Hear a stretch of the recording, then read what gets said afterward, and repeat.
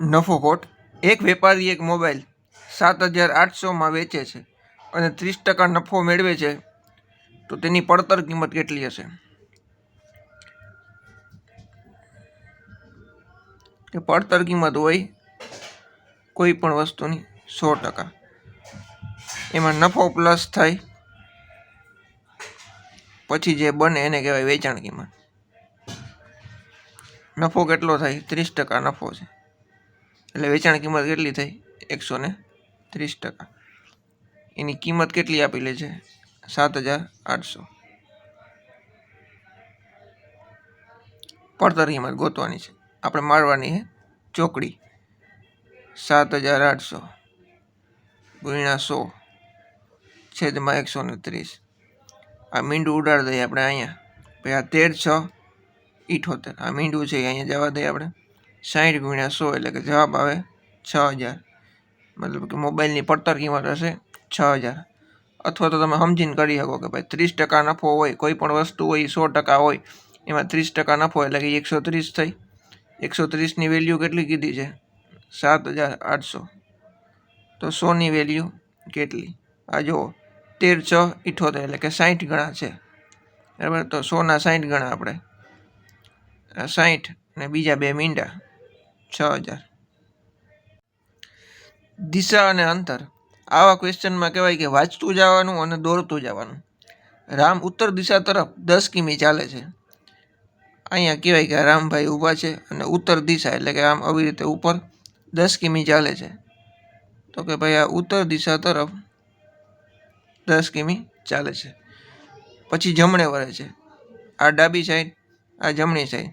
જમણે વળીને એ 7 કિમી ચાલે છે એટલે કે જમણે વળીને 7 કિમી ચાલે છે. ફરી જમણે વળીને, હવે આ ડાબા અને આ જમણા, ફરી જમણે વળીને એ 7 કિમી ચાલે છે. તો કે જમણે ચાલ્યા અને 7 કિમી ચાલ્યા. તો તેનું મુખ કઈ દિશામાં હશે? બરાબર. તો આ ચાલતા હોય, આ સાઈડ મુખ હોય તો દિશા કઈ થઈ? તો કે દિશા થઈ દક્ષિણ. દક્ષિણ આપણો જવાબ. આપણે ખબર છે કે ભાઈ દિશા કઈ રીતે હોય?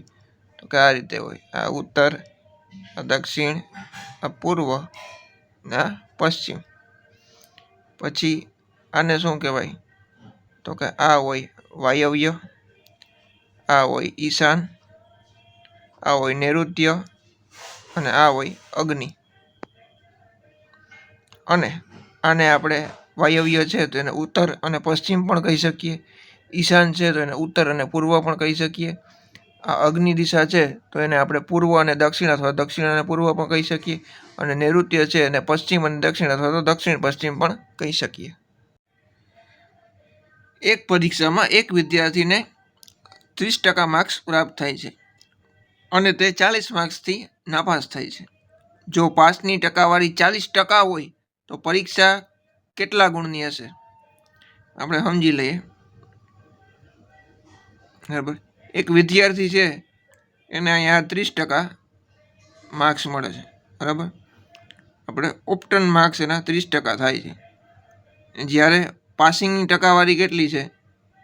તો કે 40%. તો એ પહેલો 40 માર્ક્સથી નપાસ થાય છે એટલે કે આ જે ગાળો છે એ 40 માર્ક્સનો હશે, બરાબર. તો આપણે કુલ એના ટોટલ માર્ક્સ કેટલા હશે, કુલ પરીક્ષાના કુલ ગુણ કેટલા હશે ને એ કહેવાનું છે. આ 30 અને 40%નો તફાવત કેટલો છે? તો કે 10%. ટકાવારીમાં તફાવત છે 10%નો, જ્યારે માર્ક્સમાં તફાવત છે 40નો, બરાબર. એટલે કે 10%ની વેલ્યુ કેટલી થાય છે? 40. આપણે કુલ ગુણ જોઈએ છે તો કુલ ગુણ કેટલા હોય? 100%. એની વેલ્યુ કેટલી? ચોકડી ગુણાકાર મારવાની જરૂર છે નહીં. આ જુઓ 10ના કેટલા છે? તો કે 10 ગણા છે. 10 10 100. તો એવી જ રીતે 40 ગુણ્યા 10 કરીએ તો કેટલા થાય? 400. મતલબ કે કુલ ગુણ પરીક્ષાના હશે 400. અને તમે ટેલી કરી શકો. 400ના 30% કેટલા થાય? 120. 400ના 40% કેટલા થાય? તો કે ચોકે ચોકે ને 16. 120 તો કે 30% જે માર્ક્સ મળ્યા એ, ને 160 તો કે જે પાસિંગ માર્ક્સ હોય એ. બંનેનો તફાવત કેટલો છે? 40. એ જ અહીંયા આપ્યો છે. એટલે કે કુલ પરીક્ષા કેટલા ગુણની હશે? 400.